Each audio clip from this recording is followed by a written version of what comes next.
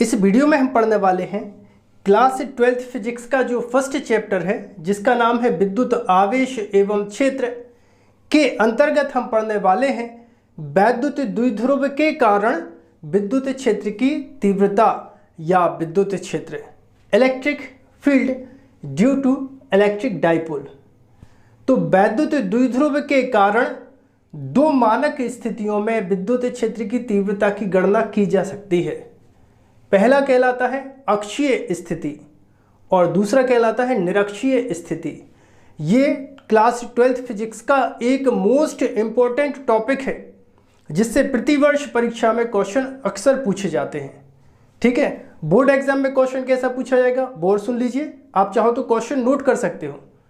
वैद्युत द्विध्रुव के कारण अक्षीय स्थिति में विद्युत क्षेत्र की तीव्रता की गणना कीजिए, या तो क्वेश्चन ऐसे पूछा जाएगा या फिर 4 नंबर में एक दूसरे प्रकार से क्वेश्चन पूछा जा सकता है वैद्युत द्विध्रुव के कारण निरक्षीय स्थिति में विद्युत क्षेत्र की तीव्रता की गणना कीजिए। मतलब पहला क्वेश्चन बनता है अक्षीय स्थिति से और दूसरा क्वेश्चन बनता है निरक्षीय स्थिति से। तो इस वीडियो में हम केवल पढ़ेंगे अक्षीय स्थिति और निरक्षीय स्थिति के लिए मैं आपको सेपरेट वीडियो बनाऊंगा जिसमें उसको मैं कंप्लीट आपको बताऊंगा। तो फिलहाल आप हेडिंग लगा लीजिएगा अक्षीय स्थिति। तो अक्षीय स्थिति में हमें विद्युत क्षेत्र की तीव्रता की गणना करनी है, तो इसके लिए हमें एक वैद्युत द्विध्रुव की आवश्यकता पड़ेगी। सर कितना बड़बड़ कर रहे हो, समझ रहे हो भैया? आपके दिमाग में 11th में जो आपने गलती करी है वो 12th में ना करें, इसलिए बार बार हम आपको क्वेश्चन को बता रहे हैं, कैसे क्वेश्चन आएगा ये भी बता रहा हूँ। चलो सब वो सब छोड़ो, फिलहाल तो अपन को बात करनी है क्या, एक वैद्युत द्विध्रुव ले लेना है। तो वैद्युत द्विध्रुव कैसे बनता है बताओ जरा। वैद्युत द्विध्रुव के दो आवेश होते हैं, ये लिया हमने -q आवेश और इस आवेश से कुछ दूरी पर ये लिया हमने एक +q आवेश।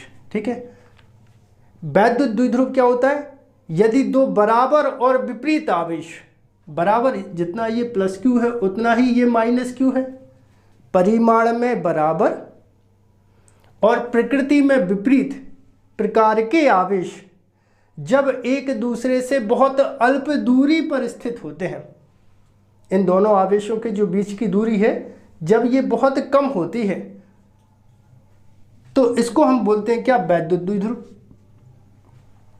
अब इन दोनों आवेशों को मिला दो, इन दोनों आवेशों को मिलाया। ठीक है, यही तो बता रहा है कि ये जो लाइन बनाई है हमने, यही तो बता रहा है कि ये जो दोनों आवेश हैं एक दूसरे से अल्प दूरी पर स्थित हैं। अच्छा देखो, ये जो लाइन एक दूसरे को मिलाती है, दोनों आवेशों को मिलाने वाली रेखा को हम बोलते हैं वैद्युत द्विध्रुव की अक्ष। अब खुशी की बात यह है कि इसी अक्षीय रेखा पर हमें विद्युत क्षेत्र की तीव्रता की गणना करनी है। मतलब ये जो द्विध्रुव की अक्ष है इसको हमें आगे बढ़ा देना है, ये बढ़ा दिया। अब इस द्विध्रुव की अक्ष पर हमें एक बिंदु लेना है, तो एक हमने इस पर बिंदु ले लिया और इस बिंदु को नाम दिया P। इस बिंदु को नाम दिया हमने P और इसी बिंदु P पर हमें विद्युत क्षेत्र की तीव्रता की गणना करनी है। अच्छा सुनो, उसके पहले एक बात और सुनो, ये जो +q और -q आवेश हैं, इन दोनों आवेशों के बीच की दूरी कितनी ली जाती है बता दो जरा। 2l ली जाती है। कैसे 2l ली जाती, देखो द्विध्रुव का जो मध्य बिंदु है वो ले लेते हैं हम O, सो +q से O तक की दूरी l और O से -q तक के बीच की दूरी l। तो इस तरह से वैद्युत द्विध्रुव के दोनों आवेशों के जो बीच की दूरी होती है वो होती है 2l।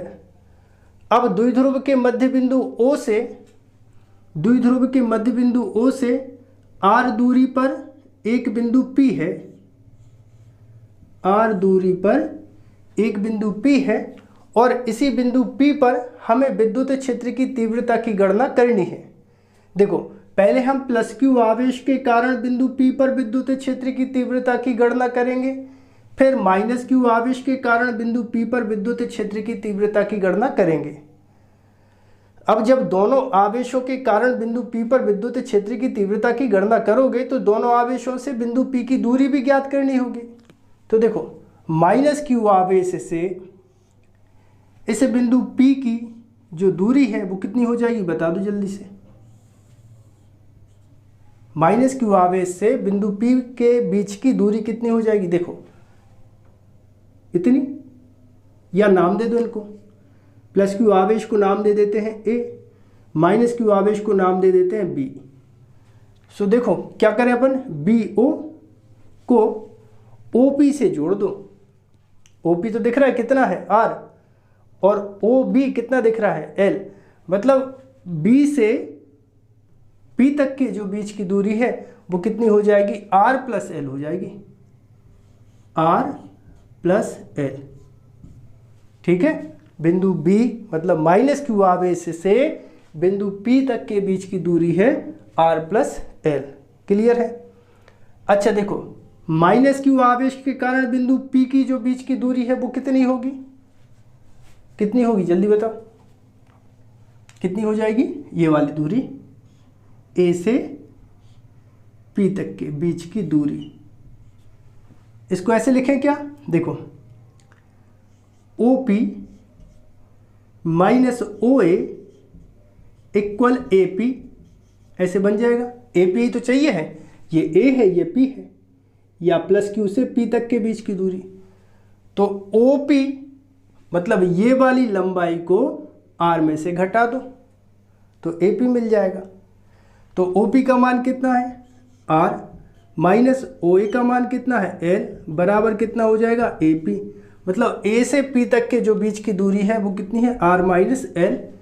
तो यहाँ पर हम बना देते हैं, अलग पेन का यूज़ कर लेते हैं और बना देते हैं कितना, R माइनस L। दिख रहा है, एक बार पिक्चर क्वालिटी चेक कर लें हम। बढ़िया। अच्छा देखो, यहाँ पर ये जो प्लस क्यू है और यहाँ पर क्या है, माइनस क्यू है, और दोनों आवेशों के कारण बनेंगे विद्युत क्षेत्र। प्लस क्यू आवेश के कारण जो विद्युत क्षेत्र बनेगा वो अलग बनेगा, और माइनस क्यू आवेश के कारण जो विद्युत क्षेत्र बनेगा वो अलग बनेगा। तो इसके विद्युत क्षेत्र की दिशा को पता लगाने के लिए बिंदु P पर हम एक परीक्षण आवेश रख देते हैं Q0। परीक्षण आवेश क्या होता है, पिछली वीडियो में मैंने बताया था। परीक्षण आवेश होता है एक टेस्ट चार्ज होता है, एक चूहा चार्ज होता है। मैं परीक्षण आवेश को चूहा चार्ज कहता हूं, जिसका खुद का कोई विद्युत क्षेत्र नहीं होता। यह शरणार्थी होता है Q0, खुद का कोई विद्युत क्षेत्र होता नहीं है और हमेशा धनात्मक लिया जाता है। अब जब इस Q0 को इन दोनों आवेशों के विद्युत क्षेत्र में रखा जाएगा तो देखो ये धनावेश है प्लस Q आवेश, और प्रबल ये इसका साम्राज्य है और इसमें ये Q0 रखा है, तो ये इसको हमेशा क्या कर देगा, प्रतिकर्षित कर देगा। इसके पास भी धन है और इसके पास भी धन है। ये तो अपना प्रभाव इस पे दिखा नहीं सकता क्योंकि इसका खुद का कोई विद्युत क्षेत्र नहीं है।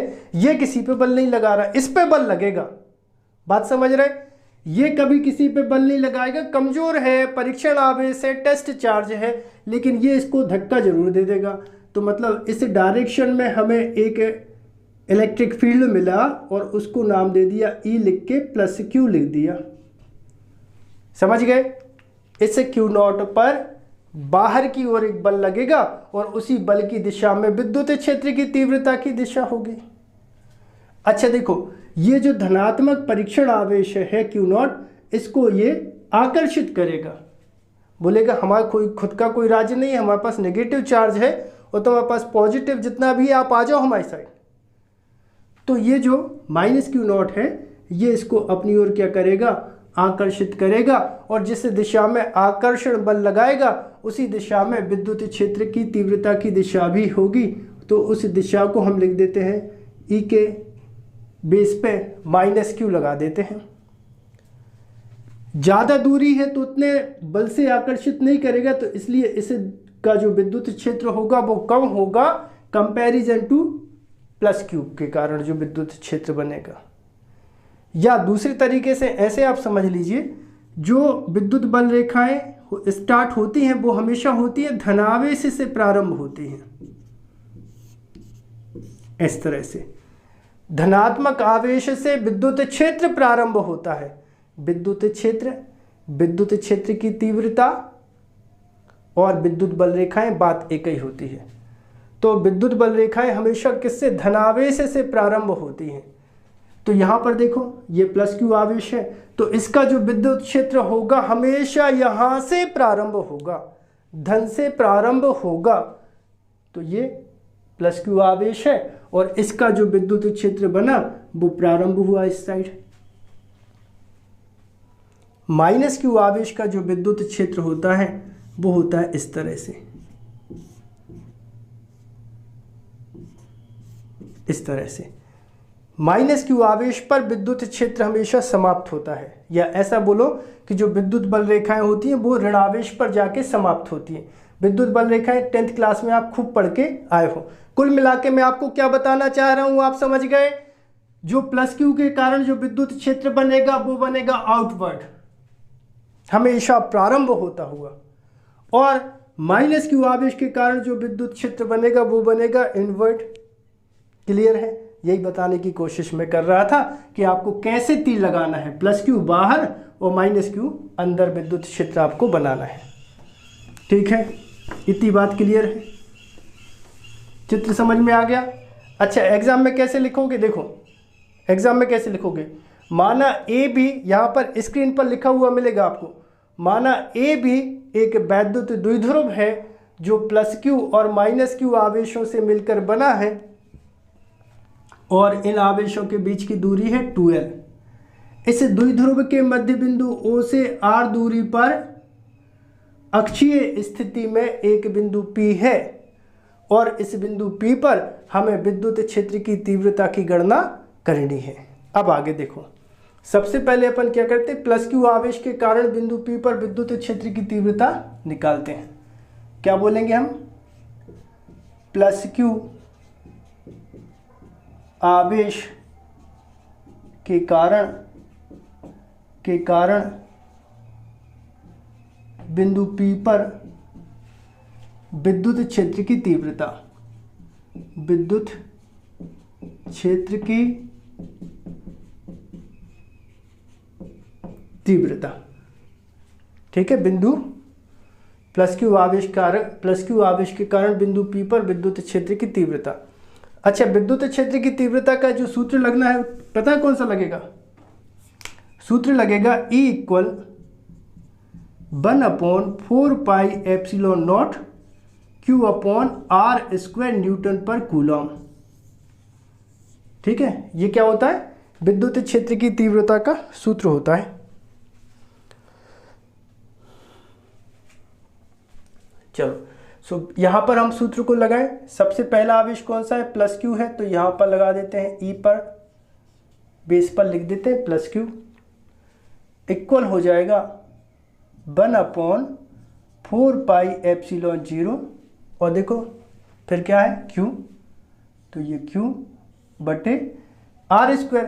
लेकिन यहाँ पर देखो प्लस क्यू के कारण बिंदु P की जो बीच की दूरी वो कितनी है, यहाँ पे r होती थी, यहाँ पर कितनी, r-l, तो यहाँ आ जाएगा r-l का होल स्क्वायर, और इसको दिया समीकरण नंबर 1।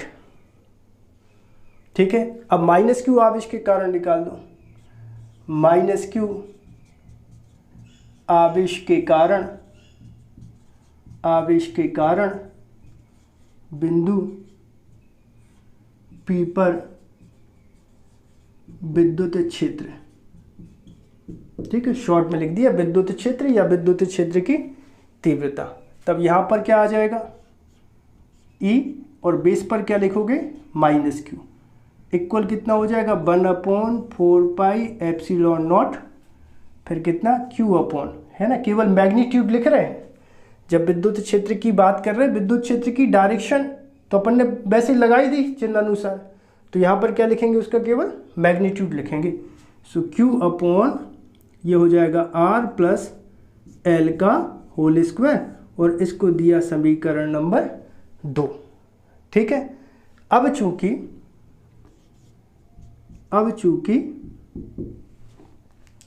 E बेस पे प्लस क्यू व E बेस पे माइनस क्यू, मतलब प्लस क्यू आवेश के कारण विद्युत क्षेत्र और माइनस क्यू आवेश के कारण विद्युत क्षेत्र की तीव्रता दोनों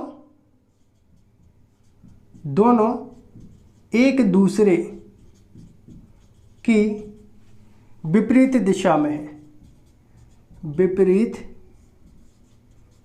दिशा में है, तथा E plus Q greater than E minus Q. मतलब प्लस क्यू आवेश के कारण जो विद्युत क्षेत्र बना है उसका मान ज़्यादा है माइनस क्यू आवेश के कारण जो विद्युत क्षेत्र बना है उससे। तब बिंदु P पर परिणामी तीव्रता क्या लिखेंगे हम? E equal E plus Q. भाई ज़्यादा में से कम को घटा दो, वो किया प्लस क्यू आवेश के कारण जो विद्युत क्षेत्र बना है उसमें से माइनस क्यू आवेश के कारण जो विद्युत क्षेत्र बनेगा उसको हमें क्या करना है? घटाना है।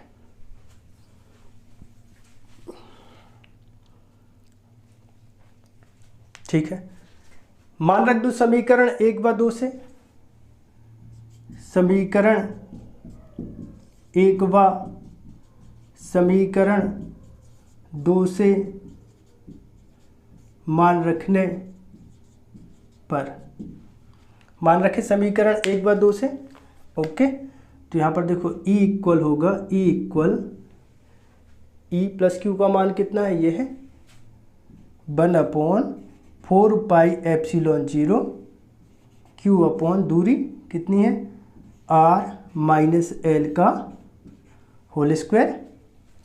फिर है माइनस, तो ये अपन ने माइनस लगाया, और माइनस क्यू के कारण जो विद्युत क्षेत्र बना है उसका मान 1/4 पाई epsilon not Q upon R plus L का होल स्क्वायर। ठीक है, एक स्टेप और लिख दें क्या? आ जाएगी? चलो देखते हैं। सो E इक्वल हो जाएगा Q upon 4 pi epsilon not common ले लो, Q upon 4 pi epsilon not common लिया, ब्रैकेट में कितना बचा? 1/R माइनस L का होल स्क्वायर। यहाँ देखो बोर्ड पर देखो माइनस कितना हो जाएगा? 1/R प्लस L का होल स्क्वायर। ठीक है, वीडियो को पॉज करके इतना जल्दी से नोट करो।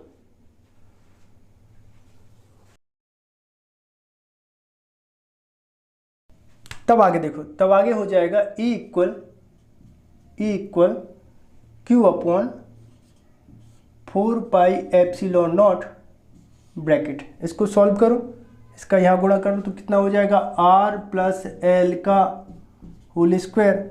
इसका यहाँ कर दो तो हो जाएगा माइनस R माइनस L का होल स्क्वायर, और यहाँ ब्रैकेट में बचेगा कितना? R माइनस L का होल स्क्वायर, दूसरे ब्रैकेट में R प्लस L का होल स्क्वायर। ब्रैकेट सॉल्व करो, यहाँ A प्लस बी का होल स्क्वायर वाला फॉर्मूला लगा दो। ये हो जाएगा कितना? देखो जरा, यहाँ से लिखता हूँ, E equal Q upon 4 pi epsilon naught, यहाँ पर हो जाएगा A square plus B square plus 2AB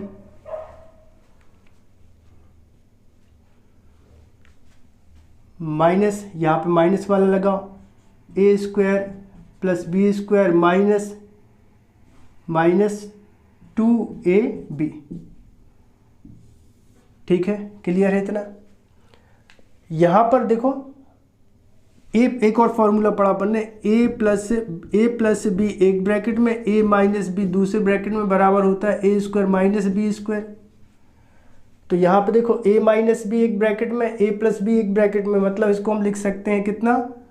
are square minus L square का होल स्क्वायर। अब देखो ये माइनस का अगर हम ब्रैकेट में गुणा करें तो ये आर स्क्वायर माइनस का हो जाएगा, ये एल स्क्वायर माइनस का हो जाएगा, और ये हो जाएगा प्लस का। ठीक है, बाकी का भी मिटा दें, बाकी का भी मिटा दें। पढ़ना लिखना इतना आसान काम नहीं है, नहीं तो सभी पढ़े लिखे होते हैं, है ना?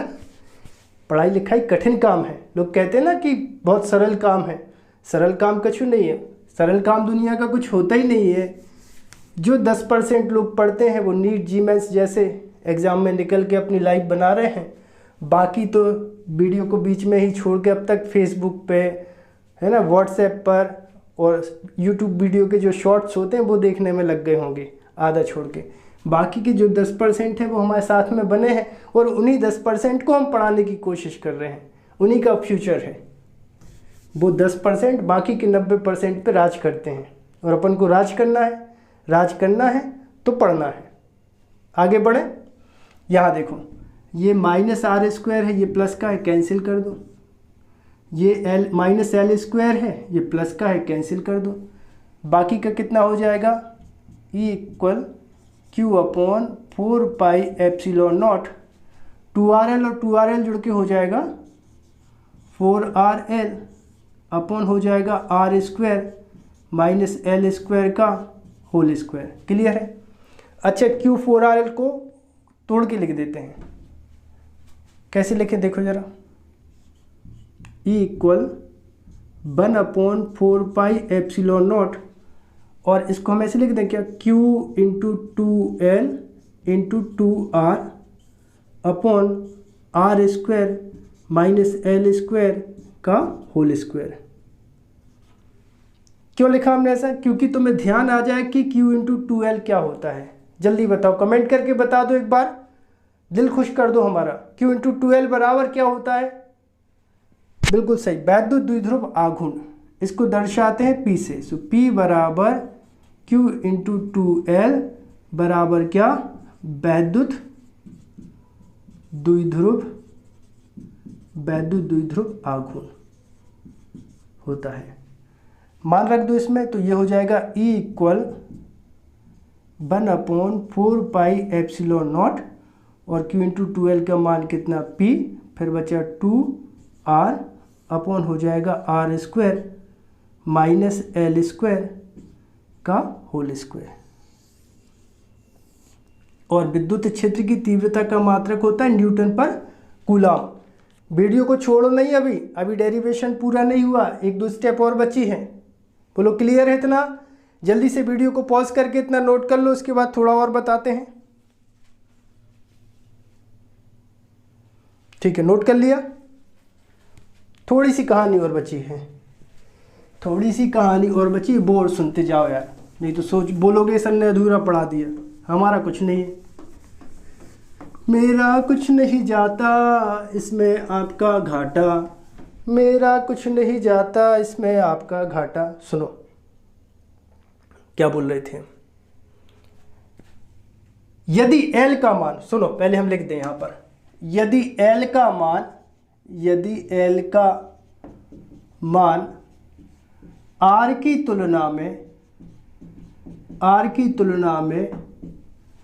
बहुत कम हो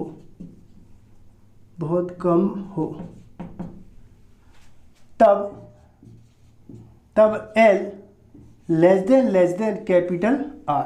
अब सुनो इस बात को, मैं क्या कहना चाह रहा हूं। +Q और -Q इतने छोटे छोटे आवेश होते हैं कि उनके बीच की दूरी वैसे ही बहुत कम होती है। अच्छा, एक इलेक्ट्रॉन और एक प्रोटॉन के बीच की दूरी क्या होगी, इलेक्ट्रॉन कभी देखा है क्या, प्रोटॉन देखा है क्या। अगर एक इलेक्ट्रॉन और एक प्रोटॉन की बात की जाए तो उनके बीच की दूरी कितनी होगी बताओ जरा, बहुत कम होगी। एग्जाम्पल से सुनो, एक छोटी सी चींटी एक हाथी के सामने खड़ी है, तो हाथी के आकार के सामने उस चींटी का आकार क्या होगा, कुछ होगा क्या, अरे नगण्य होगा भैया। हाथी इतना बड़ा, चींटी इतनी छोटी। ऐसे ही यहाँ जो इलेक्ट्रॉन मतलब जो आवेश हैं, उनके आवेश ही बहुत छोटे छोटे होते, तो उनके बीच की दूरी की क्या बात कर रहे हैं, तो उसके बीच की दूरी बहुत कम होगी। किससे, जहां पर हमने विद्युत क्षेत्र की तीव्रता की गणना करी है। इसलिए लिखा यदि L का मान R की तुलना में, मतलब जहां पर हमने विद्युत क्षेत्र की तीव्रता की गणना करी है उसकी तुलना में बहुत कम हो तो क्या होगा, तो होगा E बराबर 1/4πε0, फिर कितना 2πr बटे L² छोड़ दो, 2 और 2 कितना होगा 4, तो r के ऊपर आ जाएगी 4 की घात, एक r से एक r कैंसिल कर देना, सो E इक्वल आ जाएगा 1/4πε0 2p बटे r³ न्यूटन पर कूलम। ये सूत्र बना। ठीक है, अक्षीय स्थिति में विद्युत क्षेत्र की तीव्रता का सूत्र होता है ये। आई होप आप सभी को वीडियो पसंद आया होगा। यदि आप सभी को वीडियो पसंद आया हो तो आप हमारे चैनल को सब्सक्राइब करें, वीडियो को लाइक करें और वीडियो को अपने दोस्तों के साथ शेयर करें। मिलते हैं अगले वीडियो में।